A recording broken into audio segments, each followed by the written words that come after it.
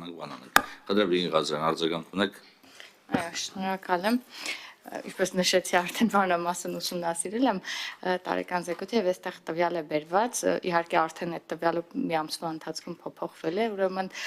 խոսքս վերաբերում է Գյումրի նախկին քաղաքապետ Վարդան Ղուկասյանին, բայց արդեն Վարդան Ղուկասյանը քաղաքապետ է դարձել։ Ես ճիշտ եմ հասկանում, չէ, իր վերաբերյալ ապօրինի ծագում ունեցող գույքի բռնագազման վերաբերյալ հայցադիմումը ստացվել է 2024 թվականի օգոստոսի 16-ին, ճիշտ է, այսինքն որևէ կապ չի կարող ունենալ այս նոր ընտրական process-ների նախաշեմին այդ սակարկումներին, երբ որ անում են, խոսում են։ Խնդրեմ։ Ենթադրում եմ կարդում եք ամսաթիվը, վստահ չեմ կարող ասել դից օգոստոսի 18, այդքան լավը չի հիշողությունս, բայց անցյալ տարի էր ապօրինի գույքի հայցի ներկայացումը, մինչ այդ նաև քրեական վարույթով էլ դատարան ուղարկված առանձին գործ է առկա, որը ավելի վաղ է դատարան ուղարկվել, քան ապօրինի գույքով հայցն է։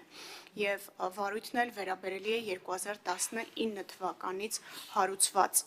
քրեական գործի, նախկինում քրեական գործ էր կոչվում տվյալներին, հիմա գտնվում է դատարանում։ Ձեր ուշադրությունն հրավիրում է հանգամանքի վրա, որ երկու տարբեր վարույթներ կան,